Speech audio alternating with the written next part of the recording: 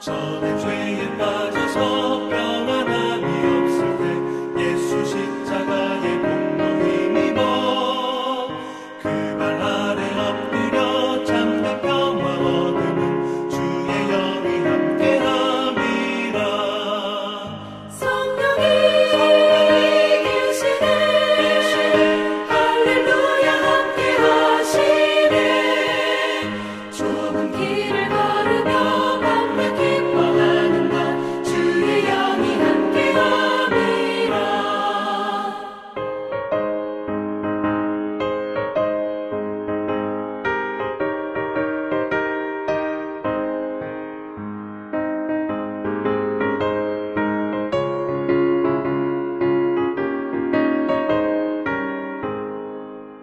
나와 동행하시고 모든 염려하시니 나는 숲의 새와 같이 기쁘다. 내가 기쁜 마음으로 주의 뜻을 행하면 주의 영이 함께함이라. 성령이 계시네 할렐루야 함께 하시네. 좁은 길을 걸으며 밤낮 기뻐하는가 주의 영이 함께함이라. 세상 모든 욕망과 나의 모든 정욕은 십자가의 힘이 못을 박았네. 어두운 밤이 지나고 무거운 짐 벗으니 주의 영이 함께함이라. 성령이 계시네 할렐루야 함께 하시네.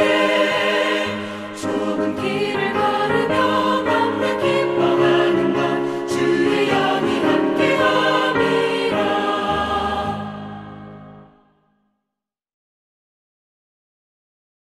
누가복음 4장 18절에서 19절 말씀입니다. 주보 보시면 있습니다. 주보 보시고 하시기 바랍니다. 제가 봉독해 올리겠습니다. 주의 성령이 내게 임하셨으니 이는 가난한 자에게 복음을 전하게 하시려고 내게 기름을 부으시고 나를 보내사 포로된 자에게 자유를 눈먼 자에게 다시 보게 함을 전파하며 눌린 자를 자유롭게 하고 주의 은혜의 해를 전파하게 하려 하심이라 하였더라. 좀 전에 읽었던 말씀처럼 주의 성령이 내게 임하셨으니 이는 가난한 자에게 복음을 전하게 하시려고 내게 기름을 부으시고 나를 보내사 포로된 자에게 자유를 눈먼 자에게 다시 보게 함을 전파하며 눌린 자를 자유롭게 하고 주의 은혜의 해를 전파하게 하려 하심이나 하였더라. 첫 번째 구절을 보시면 주의 성령이 내게 임하셨으니라고 말씀하십니다. 여기 계신 분들 다 성령님께서 우리 가운데 임하셨습니까? 네. 만약에 임하시지 않았다면 찾으셔야 됩니다. 구하라. 그리하면 주실 것이요. 두드리라. 그리하면 열릴 것이라고 말씀하셨습니다. 그리고 예수님께서는 내가 곧 길이요 진리요 생명이니 나로 말미암지 않고는 아버지께로 올 자가 없느니라라고 말씀하셨습니다. 그래서 구하시면 됩니다. 자, 우리 모두에게는 주의 성령이 내게 임하셨다. 그러면 어떻게 해야 되는가 한 거예요. 주의 성령이 어떻게 임하셨습니까? 사도행전 2장입니다. 사도행전 2장 38절 말씀입니다. 베드로가 이르되 너희가 회개하여 각각 예수 그리스도 이름으로 세례를 받고 죄사함을 받으라. 그리하면 성령을 선물로 받으리니 이 약속은 너희와 너희 자녀와 모든 먼데 사람 곧 주와 우리 하나님이 얼마든지 부르시는 자들에게 하신 것이라고 하고 또 여러 말로 확증하며 구원하여 이르되 너희가 이 패역한 세대에서 구원을 받으라 하니. 우리가 예수 그리스도의 이름으로 우리가 세례를 받고 죄로부터의 해방을 받았습니다. 그래서 우리가 구원으로 말미암아 성령이 선물로 왔습니다. 근데 이제는 성령을 받은 우리가 이제는 구원을 받으라라고 얘기하십니다. 뭐예요? 처음에는 우리의 칭의, 예수님께서, 하나님께서 우리에게 사랑으로 예수님을 보내주셔서 우리 죄를 다 사해 놓으셨습니다. 그거를 믿는 자들에게는 성령을 선물로 주시겠다 하는 겁니다. 그리고 우리에게 이제는 또 얘기하십니다. 구원을 받아라. 뭡니까? 성령을 선물로 받으셨으면 그 성령을 통해서 우리가 변화되어 주님 앞에 나아가라는 겁니다. 성화되어 가는 우리가 자라나는 모습을 하나님은 원하고 계신다는 겁니다. 하나님은 예수님에게도 성령을 부어주셨습니다. 사도행전 10장 38절 말씀입니다. 하나님이 나사렛 예수에게 성령과 능력을 기름부터 다셨음에 그가 두루 다니시며 선한 일을 행하고 마귀에게 눌린 모든 사람을 고치셨으니 이는 하나님이 함께 하셨습니다. 성령님이 우리 가운데 계시고 하나님께서 우리와 항상 함께 하시는 겁니다. 예수님께서 성령님이 계시기 때문에 어떻게 했어요? 선한 일을 행하시고 마귀에게 눌린 자를 고치셨어요. 왜요? 하나님께서 함께 하셨기 때문입니다. 우리에게도 똑같습니다. 하나님께서 우리 마음 가운데 성령님이 계시다면 또한 우리도 주님처럼 행할 수 있다는 겁니다. 사도행전 10장 1장에 보시면 오직 성령이 너희에게 임하시면 너희가 권능을 받고 예루살렘과 온 유대와 사마리아와 땅끝까지 이르러 내 증인이 되리라 하시니라. 임하셨습니까? 그렇다면 너희가 권능을 받고 예루살렘, 온 유대, 사마리아와 땅끝입니다. 이 세상 모든 사람에게 주님의 증인이 되어야 합니다. 우리의 모습이어야 돼요. 하나님은 세상 모든 사람이 구원을 얻으며 진리를 아는 데 이르기를 원하신다고 말씀하셨습니다. 우리만 천국 가기를 원치 않으십니다. 밖에 있는 모든 사람들에게도 하나님은 십자가에서 피를 흘리셨습니다. 그분들에게도 하나님은 구원 얻기를 원하십니다. 우리 자녀들이 대부분 우리 부모님들 그런 말씀들을 하시죠. 10손가락 깨물어서 안 아픈 손가락 없다. 근데 부모한테 잘하는 자식, 부모한테 못하는 자식, 어떤 자식이 오히려 여러분들 마음속에 더 깊이 있습니까? 잘하는 자식이 더 깊이 있습니까? 절대 그렇지 않을 겁니다. 밖에 나가서 못 살고 망나니 짓을 하지만은 부모에게는 그 가슴 속에 박혀 있어요. 예수님도 양 99마리보다는 잃어버린 한 양을 위해서 찾으라고 그랬습니다. 그렇죠? 자, 여기 계신 분들은 주님의 은혜를 깨달은 분입니다. 성령님이 우리 마음 가운데 계시는 분입니다. 우리는 천국의 소망을 갖고 계시는 분들입니다. 밖에 계신 분들은 지옥으로 달려가고 계신 분들입니다. 죽음 앞에 자유롭지 못하신 분들입니다. 주님은 우리에게 끝까지 얘기하십니다. 너희가 오직 성령이 너희에게 임하시면 이렇게 하라고 분명히 말씀하고 있습니다. 예루살렘과 온 유대와 사마리아와 땅끝까지 이르러 내 증인이 되리라. 그렇게 하시라고 얘기하십니다. 다시 본문 말씀입니다. 주의 성령이 내게 임하셨으니 이는 가난한 자에게 복음을 전하게 하시려고 내게 기름을 부으시고. 먼저는 가난한 자입니다. 여러분, 예수님이 가난한 사람에게 나오셨습니까? 부자에게는 안 나오시고. 이게 어떤 말씀일까요? 마음이 가난한 자입니다. 실제로도 가난한 사람들에게도 불쌍하잖아요.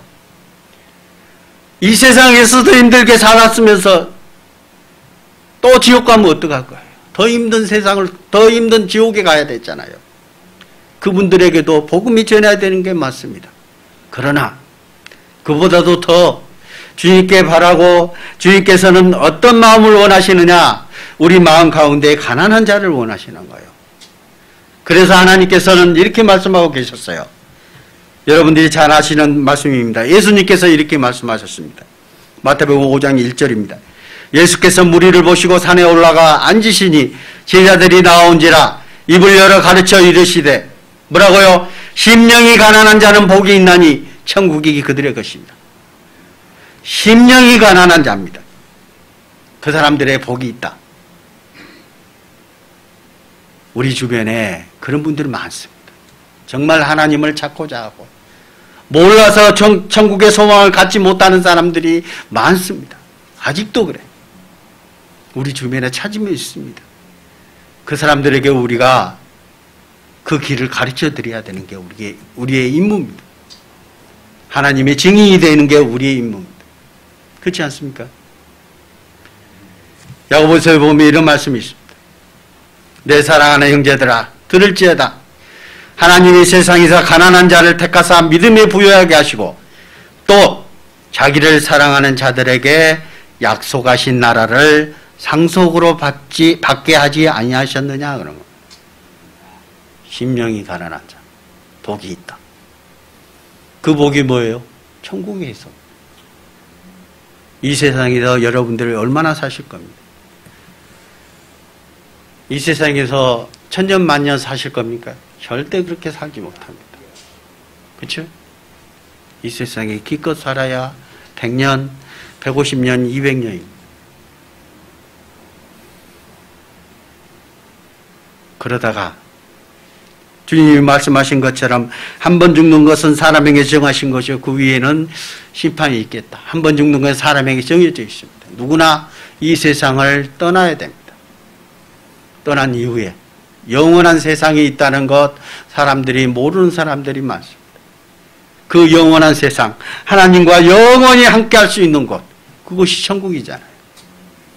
그 천국에 약속하신 나라가 우리에게 약속해 놓으셨습니다.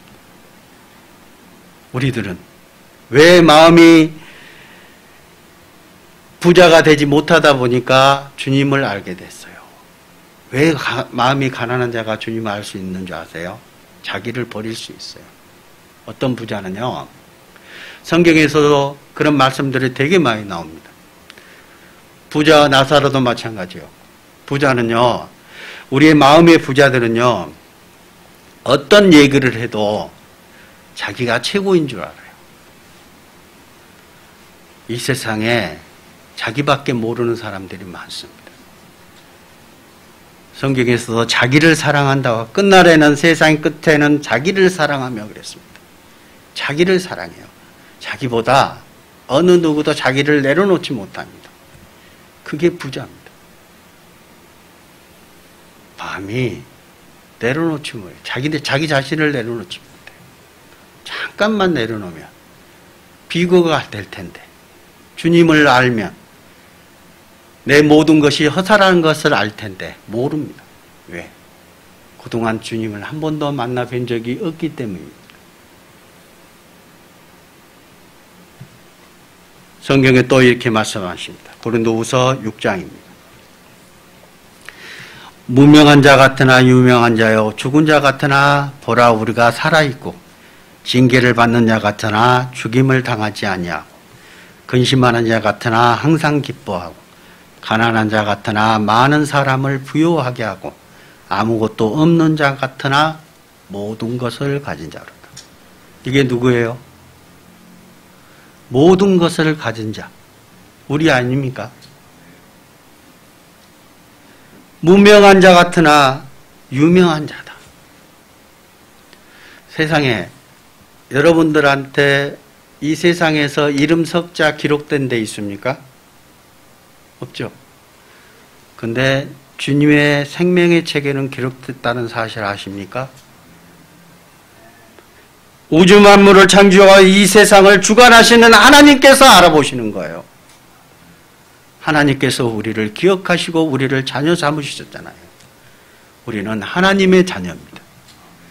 이런 유명한 자가 어디 있습니까? 이 세상 우주 만물을 창조하신 창조주의 자녀라는 사실입니다. 죽은 자 같으나 보라 우리가 살아있고 힘들고 우리가 아무것도 아닌 것 같으나 하나님께서 우리를 기억하시고 우리를 이끌으십니다.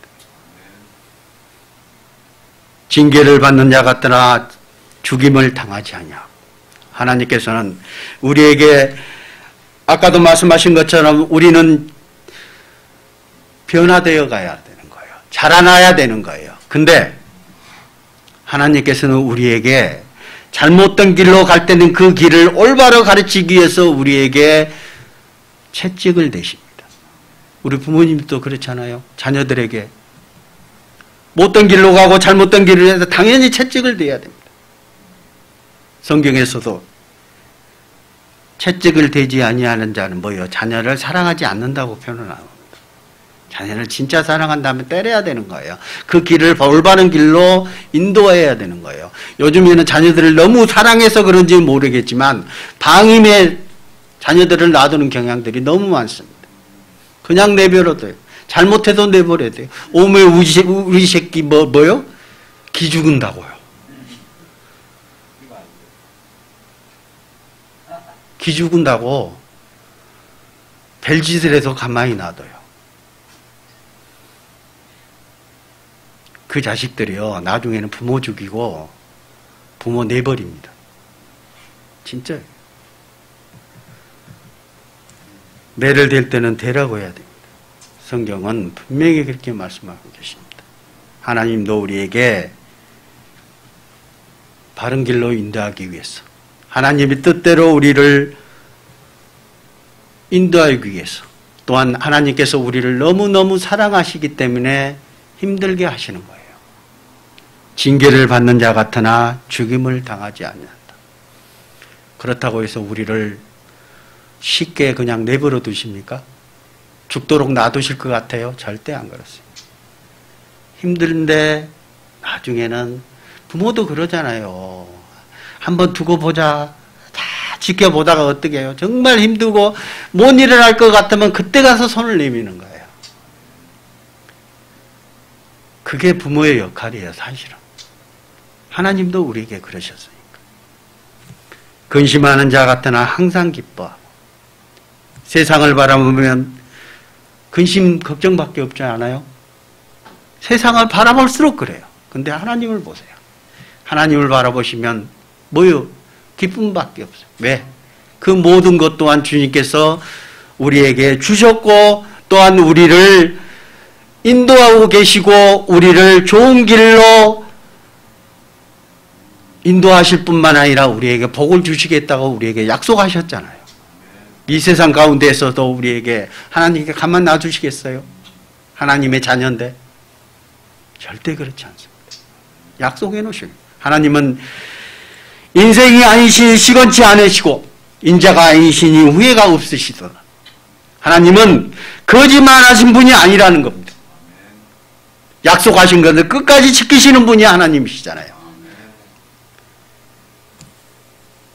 그리고 아무것도 없는 자 같으나 모든 것을 가진 자로다. 우리가 가난하게 살고 힘들게 살고 이 세상에서 어렵게 살 수도 있습니다. 그러나 이 세상 모든 것이 주님 겁니다. 아버지께서 이 세상의 모든 것이었다면 자연히 우리는 그 또한 똑같은 소유를 가진 자 아닙니까? 그리고 이 세상 것도 마찬가지지만은 우리가 영원히 하나님과 함께 할 수 있는 천국이 우리 것으로 되어 있습니다. 이보다 큰 모든 것을 가진 것이 어느 누가 있을까요? 우리보다 행복한 자 없습니다. 정말 주님을 바라볼 때마다 우리는 그런 것들이 떠오를 수밖에 없습니다. 또 보면 누가복음입니다. 주의 성령이 내게 임하셨으니 이는 가난한 자에게 복음을 전하게 하시려고 내게 기름을 부으시고 나를 보내사 포로된 자에게 자유를. 어떤 자일까요? 뭘로 포로되어 있을까요? 여러분, 포로된 자에게 자유. 포로는 뭡니까? 포로는 전쟁 포로든 어떤 그 포로든 간에 어디 틀에 갇혀져 있어야 되잖아요. 그죠? 틀에 갇혀져 있어야 되는 거예요. 그리고 움직일 수 있어요? 자유가 있어요? 없잖아요. 그 안에서 생활해야 되고 그 틀 안에 그 법 안에 그 사람들이 행동해야 되는 거예요. 그 법을 벗어나서는 안 되는 거잖아요. 그게 포로잖아요. 근데 그 포로된 자에게 자유를 주셨다? 어떤 자유일까요? 우리는 이 세상 모든 사람들에게는 하나님 앞에 죄로부터 포로된 자입니다. 자기 자신들이 죄에 끌려 죄 때문에 지옥 갈 수밖에 없는 운명에 처해져 있습니다. 쇠고랑을 차고 있는 겁니다. 죄의 쇠고랑을 우리 세상 모든 사람들에게는 죄의 쇠고랑을 차고 있습니다. 예수 그리스도의 열쇠가 그 쇠고랑을 풀어줘야 되는 거예요. 그게 누구에게 있습니까? 우리에게 있는 거예요. 그 열쇠를, 천국의 열쇠를 우리 모두에게 하나님께서는 주셨다는 겁니다. 요한복음 8장에 보시면 그러므로 예수께서 자기를 믿는 유대인들에게 이르시되 너희가 내 말에 거하면 참으로 내 제자가 되고 진리를 알지니 진리가 너희를 자유롭게 하리라. 진리가 뭡니까? 참된 일. 하나님의 말씀입니다. 하나님의 말씀이 세상 모든 사람의 죄로부터의 자유를 주시겠다는 겁니다. 그들이 대답하되 우리가 아브라함의 자손이라 남의 종이 된 적이 없거늘 어찌하여 우리가 자유롭게 되리라 하느냐. 예수께서 대답하시되 진실로 진실로 너희에게 이르노니 죄를 범하는 자마다 죄의 종이라. 우리는 태어날 때부터 죄의 종으로 태어났습니다. 그래서 죄를 지을 수밖에 없습니다. 우리는 죄의 종이었습니다. 그러나 예수 그리스도를 통해서 우리를 그 자유에서 그 죄의 쇠고랑에서 풀려난 거예요. 35절 종은 영원히 집에 거하지 못하되 아들은 영원히 거하나니 그러므로 아들이 너희를 자유롭게 하면 너희가 참으로 자유로우리라. 아들이 누구예요? 예수 그리스도다. 예수님께서 우리를 자유롭게 해 주셨잖아요. 그 죄로부터 해방하게 해 주셨잖아요.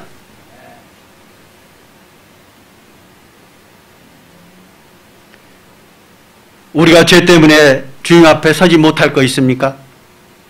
예수님께서 세상 모든 죄, 우리의 모든 죄를 십자가상에서 피로 말미암아 다 속해버렸잖아요. 다 사해놨잖아요. 우리가 주님 앞에 가지고 갈 건 뭐예요? 대제사장이 성소에 들어갈 때 뭘 가지고 들어갔습니까? 피를 가지고 들어갔잖아요. 우리는 주님 앞에 갈 때 예수 그리스도의 피를 가지고 당당히 나아갈 수 있습니다. 주님께서 십자가상에서 우리 죄를 위해서 그렇게 담당하셨거든요. 우리는 죄의 종이었습니다. 그러나 이제는 자유자가 됐습니다.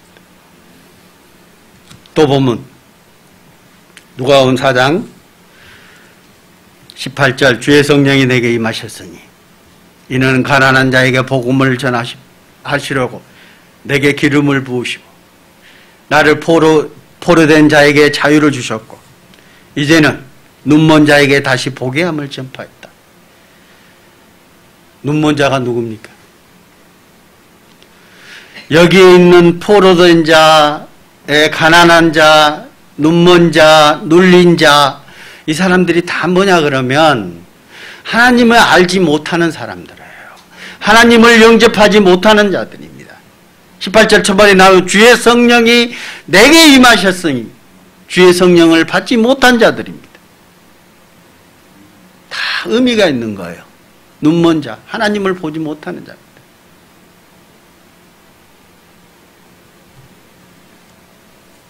누가복음에 보시면 이런 말씀이 있습니다. 24장 15절에 그들이 서로 이야기하며 문외할 때 예수께서 가까이 이르러 그들과 동행하시나 그들의 눈이 가리워져서 그인 줄 알아보지 못하더라.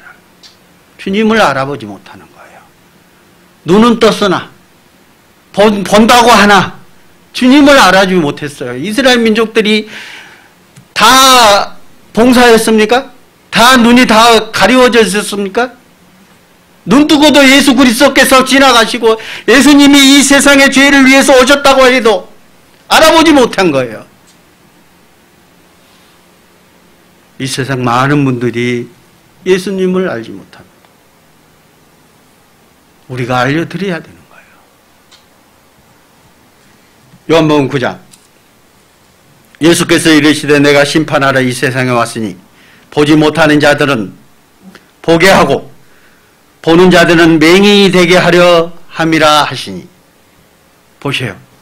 보지 못하는 자들에게는 보게 하고 보지 못한다고 하는 사람들에게는 볼 수 있는 거예요. 주님을 볼 수 있는 거예요. 근데 내가 본다고 하는 사람들은 맹인인데 진짜 끝까지 못 보는 거예요. 그게 아까 마음이 가난한 자. 내가 부자로 내 마음을 내려놓지 못한다면 주님을 볼 수 없는 겁니다. 40절 바리새인 중에 예수와 함께 있던 자들이 이 말씀을 듣고 이르되 우리도 맹인인가?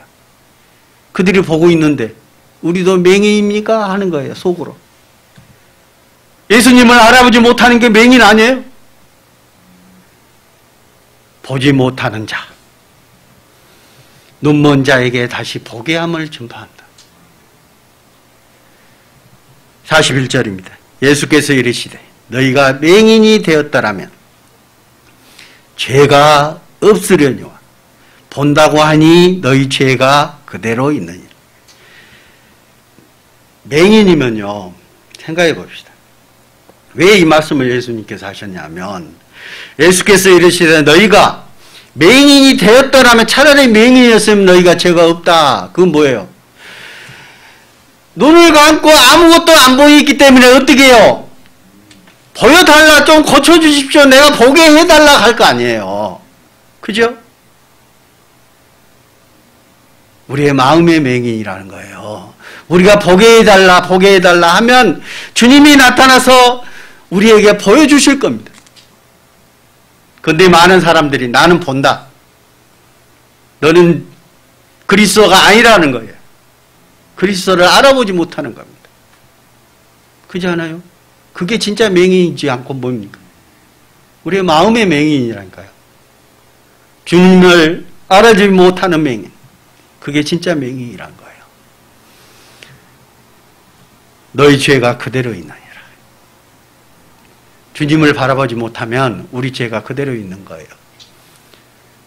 우리가 십자가를 바라볼 때, 주님께서 하신 일을 바라볼 때 우리의 죄가 그 십자가에서 없어지는 거잖아요.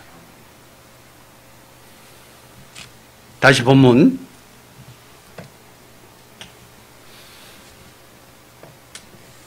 누가복음 4장, 자,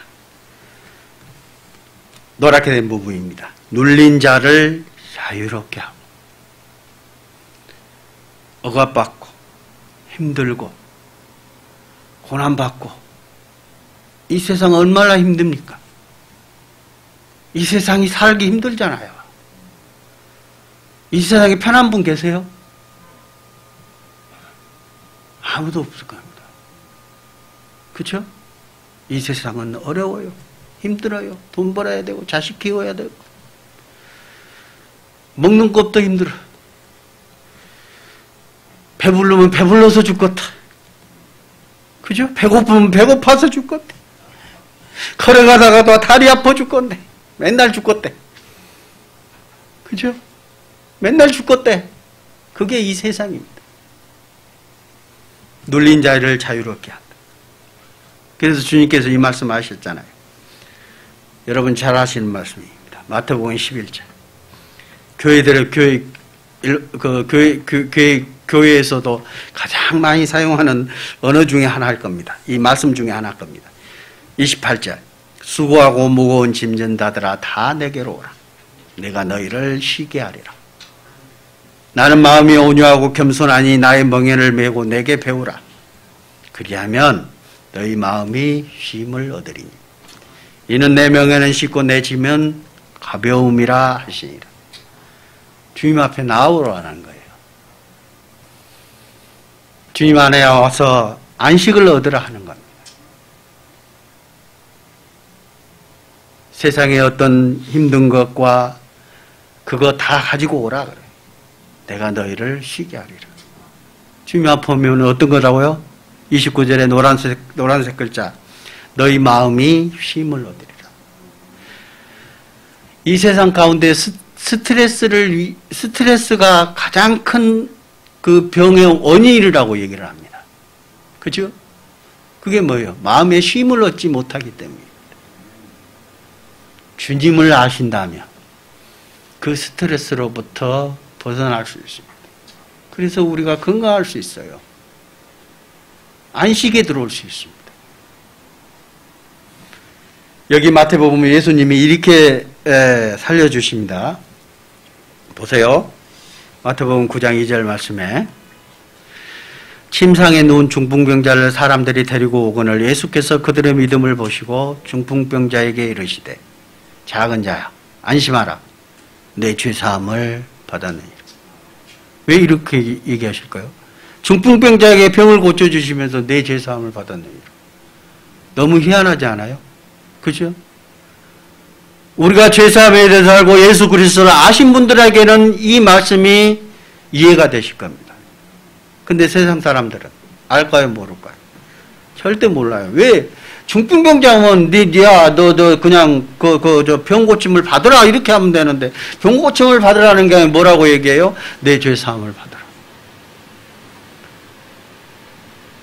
중풍병자가 뭡니까? 못 쓰는 곳이잖아요. 한쪽을 못 쓰는 곳이잖아요. 사지가 제대로 움직이지 않는 곳이잖아요. 비정상적이잖아요.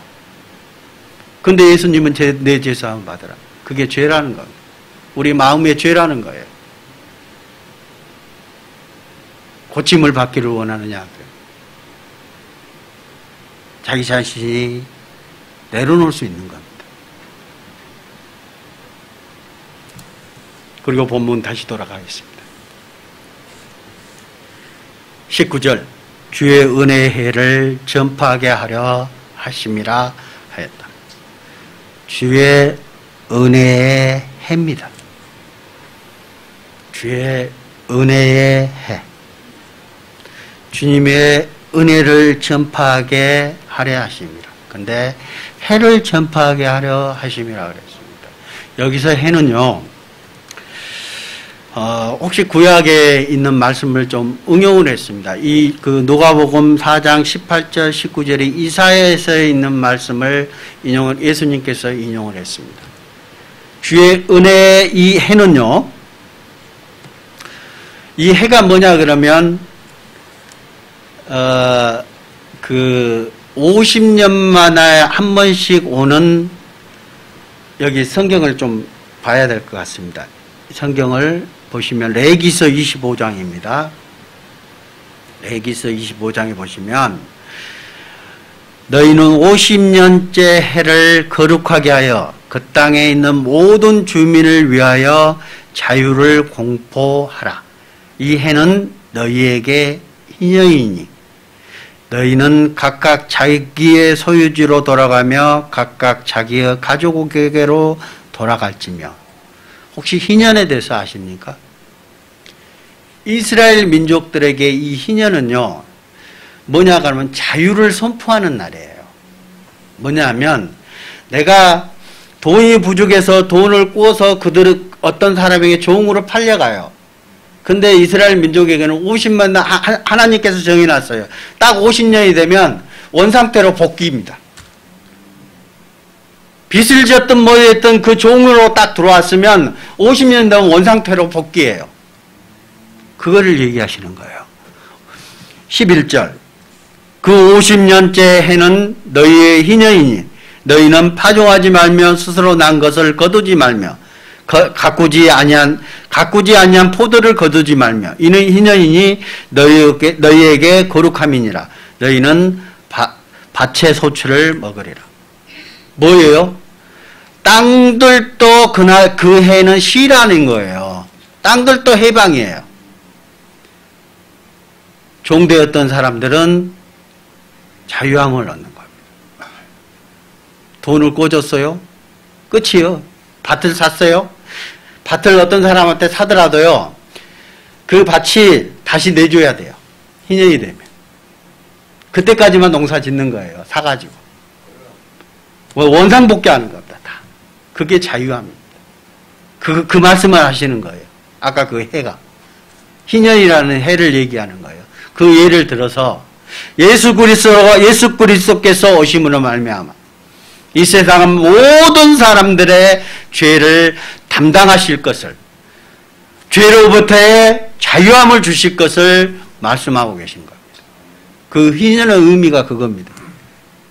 예수 그리스도께서 오셔서 이 세상 모든 사람들의 죄를 담당하고 죄로부터의 자유를 주실 것을 말씀하고 계신 겁니다.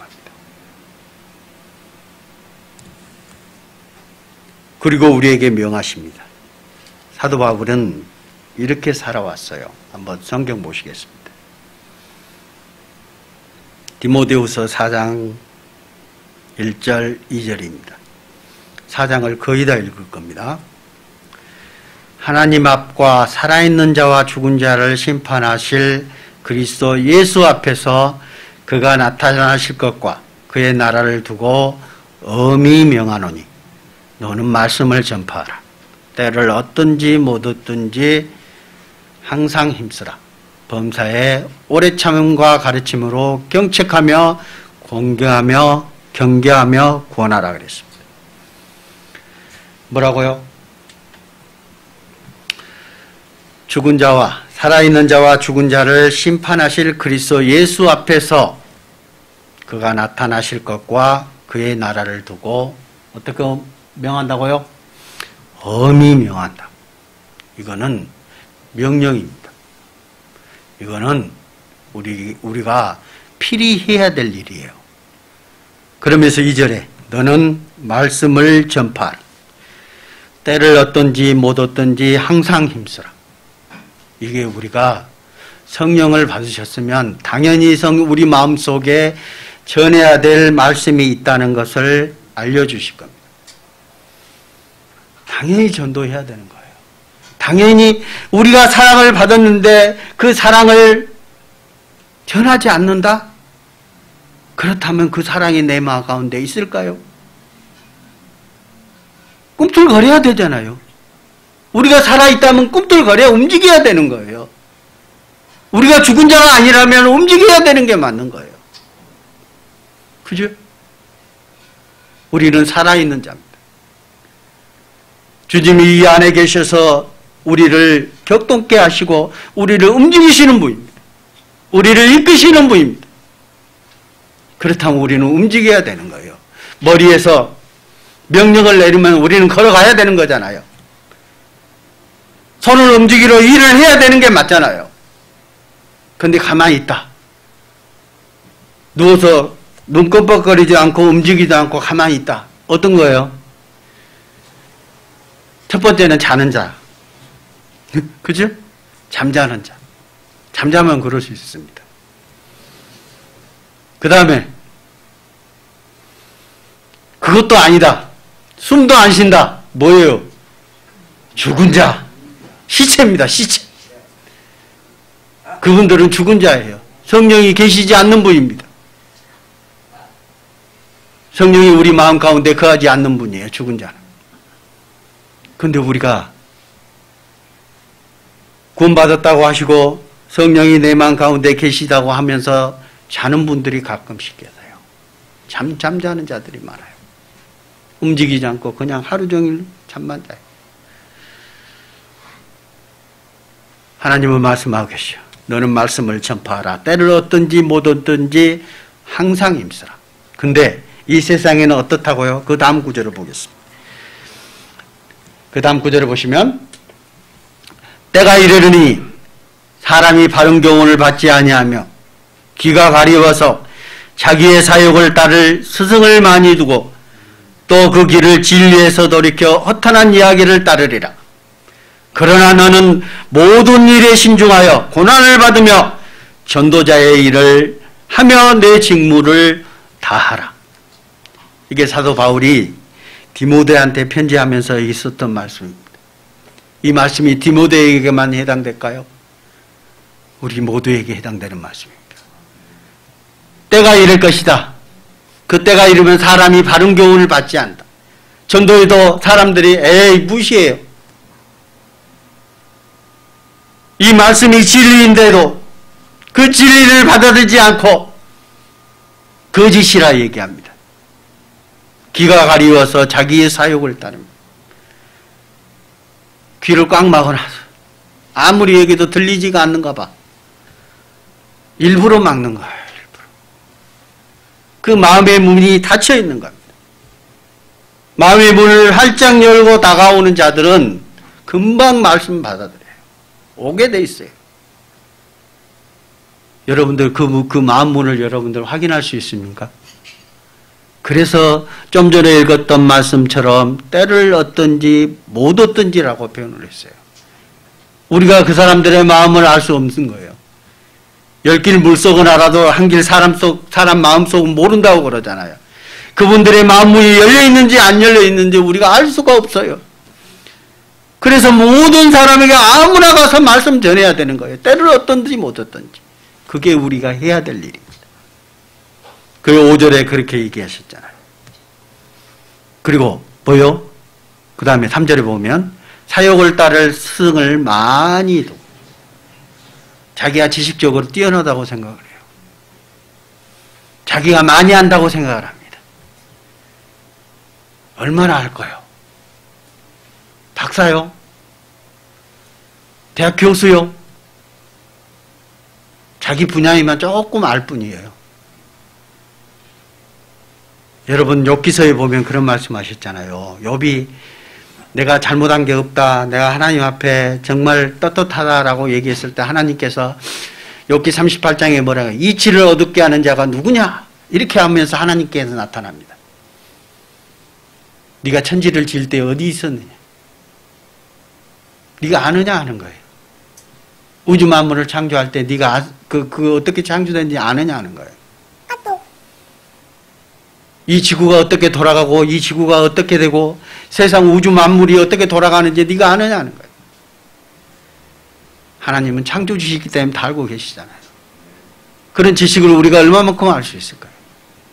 하나님에 대해서 얼마만큼 알아요? 세상 지식에 대해서 세상 지식은 하나님의 진짜 말 그대로 우리가 표현할 때 눈꽃만큼도 안 되는 겁니다.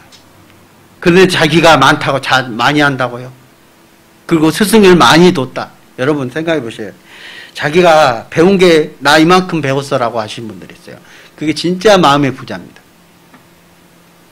그분도 구원받기 힘들어요. 정말 하나님 영접하기 힘듭니다. 얼마나 대단한지 몰라요. 자기가 제일 잘난 척. 그리고 또 한 분. 어떤 분이냐면 자기가 착하게 살았다고 생각하시는 분들. 한마디 하면 10마디예요. 나는 진짜 착하게 살았다고 생각을 해요. 착각 속에 살아갑니다. 그건 자기 기준이에요. 하나님의 기준이 아니에요. 우리가 법을 어겨가지고 재판에 갔을 때 뭐에다 기준을 삼습니까? 법전의 기준을 삼잖아요. 법의 기준을 삼는 거예요. 내가 아무리 잘못이 없다 할지라도 그 법에 어겼으면 어기는 거잖아요. 우리가 하나님 앞에 섰을 때, 하나님 말씀 가운데 내놨을 때, 하나님 앞에 섰을 때 어떻게 할까요? 그래도 내가 깨끗합니까? 그럴 수 없는 거예요. 그런 사람들 정말 꽉 막히죠. 자기가 선하다고 생각하시는 분들 정말 어렵습니다. 5절 그러나 너는 모든 일에 신중하여 고난을 받으며 전도자의 일을 하며 내 직무를 다하라. 모든 사람들이 성령을 받으셨으면, 내 마음 가운데 두셨으면 전도자의 일을 하는 게 우리의 직무입니다. 우리에게 말씀하시는 거예요. 우리의 직무는 전도자예요. 성령님이 우리 마음 가운데 계시다면 우리는 전도자의 일을 해야 되는 게 우리의 직무입니다. 또 6절 전제와 같이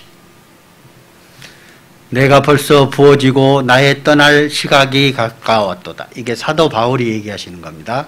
사도 바울이 뭐라고? 전제와 같다라고 얘기하시는데 이 전제가 뭔지 아세요? 그게 제사 때 제물을 드리는 것처럼 드렸다는 얘기예요. 나의 몸을, 사도 바울께서는 내 몸을 주님 앞에 다 드렸다는 겁니다. 제사에 드리는 것처럼. 그게 내가 주님 앞에 제사 때 바쳐질 제물처럼 나는 주님 앞에 다 드릴 때가 가까워졌다는 거예요. 이제 나의 모든 것 주님께 드렸다라고 얘기하는 겁니다. 내가 뭐를 할 수 있습니까? 내가 주님 앞에 드렸다는 거는요, 정말 죽음으로서 끝까지, 죽음까지도, 목숨까지도 주님께 드렸다는 겁니다. 전제는. 그죠? 죽어야 되잖아요. 제사 때 제물을 올리려면 죽어야 되는 거예요. 목숨까지도 주님께 드렸다는 겁니다. 제사의 제물처럼. 나는 선한 싸움을 싸우고 나의 달려갈 길을 마치고 믿음을 어떻게 했다? 지켰다. 자신 있게 얘기하는 겁니다. 우리에게 그리고 얘기하시는 거예요. 이제 후로는 나를 위하여 의의 멸관이 예비되었으므로 주 곧 의로우신 재판장이 그날에 내게 주실 것이며 내게만 아니라 주의 나타나심을 사모하는 모든 자에게도라냐. 우리 모두에게 주님께서 우리에게 의의 멸류관을 예비하고 계십니다. 사도 바울이 했던 것처럼 우리에게도 사도 바울께서 우리에게 얘기하고 계십니다. 편지로서 우리에게 말씀하고 계십니다. 혹시 영상 하나 좀 볼 건데요. 이 영상이 그 대구 지하철역입니다. 그때 주고받았던 그 문자가 있습니다. 그리고 이 세상에 사람들이 자살률이 우리나라가 세계 1위입니다. 그 사람들의 그 자살하기 전에 그 유서를 조금 우리가 좀 보는 쪽으로 하겠습니다. 그래서 그게 자막으로 많이 나옵니다. 그래서 제가 조금 필요하면 좀 읽어드리도록 그렇게 하겠습니다.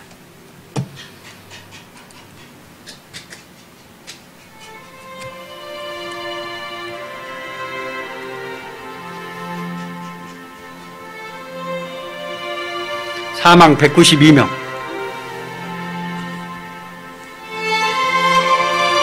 대구 지하철 방화 사건 때 일어났던 사건입니다. 이때까지도 몰랐어요, 사람들이.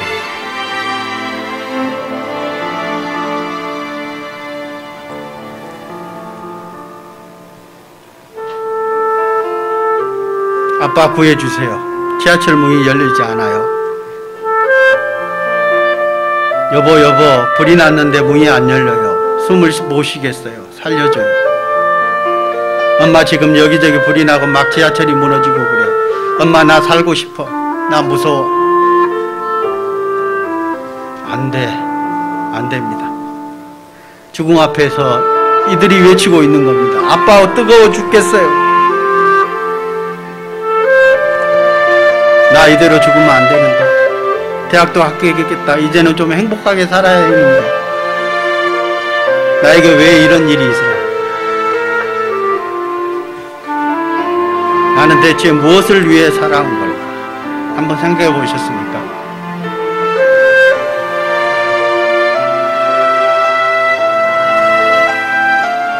자살률이 매년 13%씩 증가한답니다.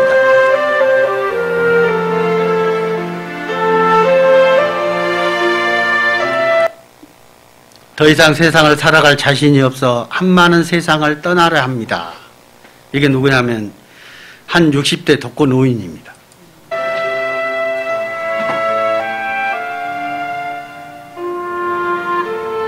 너무 싫어 먼저 갑니다. 엄마 아빠 죄송합니다. 성적 하락을 비관한 초등학교 4학년 학생이 그렇게 얘기했습니다. 나는 돈이 없어서 집에 못 갑니다. 방법이 없어 죽음을 택했습니다. 어떤 이주 노동자.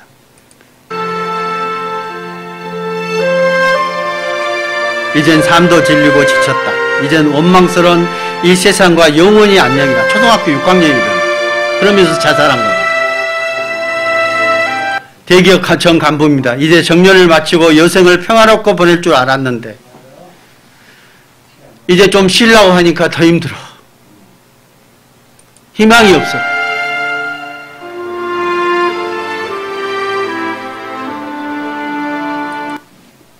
이제 중학교 3학년입니다. 죽는 게 행복이고 사는 게 고통이다. 우리 주변에 이런 사람들이 너무너무 많습니다.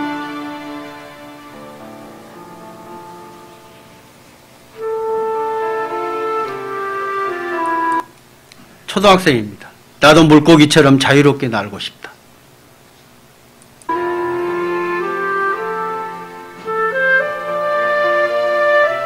미안해요. 힘들어서 먼저 갑니다. 두 아이와 함께 목숨을 끊은 어머니입니다. 지금까지 잘 버텨왔지만 계속 버틸 자신이 없다. 수능 80여는 고3.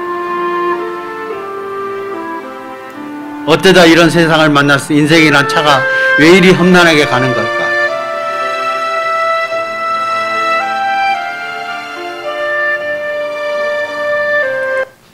일자리 구하지 못하 자살한 이주 노동자입니다. 너무 힘들다. 저는 극복할 수가 없어요.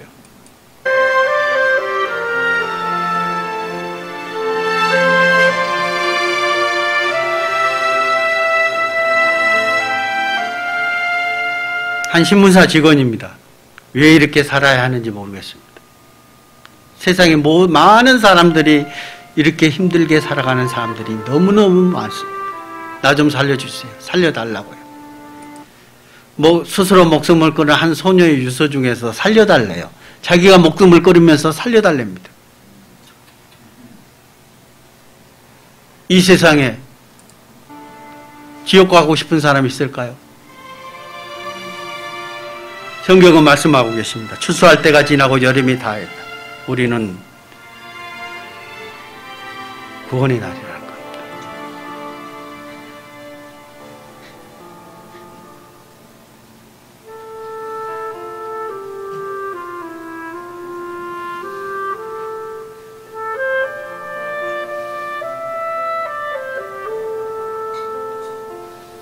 사람들이 외칠 겁니다. 뭐라고요? 하나님 왜 제게는 인생의 참된 진리를 알려주고자 하는 간절한 사람을 허락해 주지 않으셨습니까? 죽음 앞에 하나님 앞에 섰을 때 많은 사람들이 이렇게 외칠 겁니다. 우리 주변에 있는 우리 자식들, 우리 친척들, 우리 이웃들, 그들이 주님 앞에 설 때 분명히 이렇게 얘기할 겁니다. 왜 보내주시지 않으셨습니까?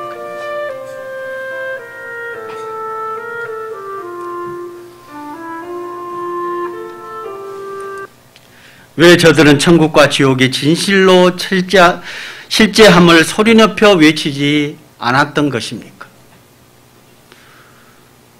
왜 천국과 지옥이 있다는 사실을 알려주지 않았습니까?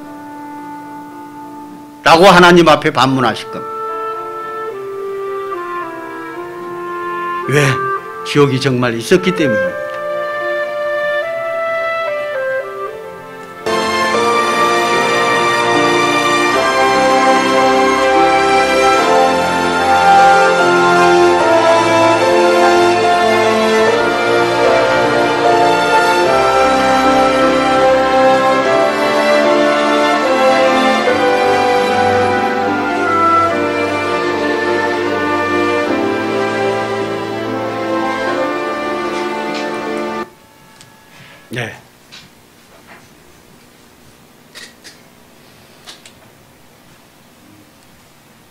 많은 사람들이 우리 주변에 이런 분들이 너무너무 많습니다. 주님을 찾고자 하는 분들도 계실 거고, 아까처럼 마음이 가난한 자에게 복음이 전해져야 된다고. 왜? 우리에게 성령이 임하시면 그들에게 복음을 전하기 위해서 왔다고 분명히 얘기하셨습니다. 우리는 그들에게 전해야 됩니다. 우리 주변에 우리만 가실 겁니까? 우리만 천국에 가실 겁니까? 우리 주변에 많은 사람들이 있습니다. 너무너무 많습니다. 아직 하나님의 사랑을 알지 못하는 분들이 너무 많습니다. 나 혼자만 가실 겁니까? 내 자식 버려두고 가실 겁니까? 내 형제를 버려두고 가실 겁니까? 내 이웃을 버려두고 가실 겁니까? 이 사실을 하나님께서도 우리에게 명하고 계세요. 다 사랑한다. 우리뿐만 아니라 세상 모든 사람을 사랑한다는 거고, 하나님은 이 성경을 통해서 우리에게 보여주고 계시지 않습니까? 내가 너희를 사랑한 것 같이. 세상 모든 사람의 죄를 주님께서 담당하셨습니다. 여기에 계시는 우리만 위하지 않았습니다. 우리만 위하지 않고 세상 모든 사람을 말씀하고 계십니다. 스가랴 1장 3절에도 그러므로 너는 그들에게 말하기를 만군의 여호와께서 이처럼 이르시되 너희는 내게로 돌아오라. 만군의 여호와의 말이니라. 그리하면 내가 너희에게로 돌아가리라. 만군의 여호와의 말이니라. 너는 그들에게 말하기를. 하나님께서 스가랴를 통해서 이스라엘 민족이 하나님을 떠났습니다. 그래서 스가랴를 통해서, 스가랴 선지자를 통해서 이스라엘에게 외쳐 말하라 그런 겁니다. 너는 그들에게 말하기를 내게로 돌아오라. 우리도 마찬가지입니다. 하나님을 떠나 세상에 묻혀서 살고 있는 사람들이 너무너무 많습니다. 하나님을 알지 못하는 사람이 너무 많습니다. 그들에게 하나님은 말씀하십니다. 너는 그들에게 말하기를 내게로 돌아오라. 만군의 여호와의 말이니라. 말씀하고 계십니다. 그리고 고린도후서 6장 2절에 보면은 보라 지금은 은혜 받음을 하는 때요, 보라 지금은 구원의 날이로다. 다음 달에 12월 8일부터죠. 6일부터죠. 예. 우리가 하나님의 말씀을 전할 수 있는, 하나님의 말씀을 너무나도 쉽게 하나님을 알 수 있게끔 우리가 성령 집회를 합니다. 그때 많은 분들이 오셔야 돼요. 정말로. 우리가, 여러분들 한번 생각해 봅시다. 우리가 말씀 전하는 것이 어떤 우리의 유익을 위해서입니까? 돈 벌기 위해서입니까? 절대 아닙니다. 하나님께서 예수 그리스도께서 십자가에서 못 박히실 때 우리에게 돈을 요구하셨습니까? 우리에게 뭘 요구하셨습니까? 아닙니다. 거저 주셨습니다. 그냥 믿기만 하면 됩니다. 그때도 마찬가지입니다. 오시기만 하면 되는 거예요. 오시기만. 그리고 그분들에게 눈과 귀만 열어주면 되는 겁니다. 눈과 귀만. 잠깐 빌리면 돼요. 성령님이 역사하시면 그분들이 하나님을 알고 성령님을 영접할 수 있는 기회가 있는 겁니다. 그것을 누가 해야 돼요? 그분들을 모시고 오는 것은 우리에게 있는 겁니다. 그래서 성경은 처음부터 끝까지 하나님의 말씀을 전파하라. 예수 그리스도의 사랑이 이렇다는 것을 성경 처음부터 끝까지 말씀해 놓으십니다. 그 사랑을 전해야 될 책무, 전도자의 일을 우리에게 직무로 주셨다는 겁니다. 우리가 해야 될 일이고 우리가 움직여야 됩니다. 자지 말고 깨어서 뛰어나가야 될 시기입니다. 요즘 세상이 어떤 세상입니까? 요즘은 코로나뿐만 아니라 또 변종 바이러스가 지금 세상에서 지금 또 발칵 뒤집혔더라고요. 보니까 어제 뉴스 보니까 아프리카에서 또 변종이 나와가지고 그거는 치명적입니다. 이제 그래서 각국에서 그쪽 여행을 차단하고 우리나라도 차단했습니다. 아프리카에서 들어오는 모든 것을 차단했습니다. 누가복음에 있는 말씀처럼 이 세상 끝날이 되면 이 세상에 온역이 있겠다고 분명히 말씀해 놓으셨습니다. 주님이 오실 날이 머지 않았습니다. 우리가 주님 앞에 섰을 때 잘했다, 충성된 종아라는 주님의 칭찬을 듣고 싶지 않습니까? 주님 앞에 내가 부끄러워서 얼굴을 못 들면 그것처럼 얼마나 뭐 하겠습니까?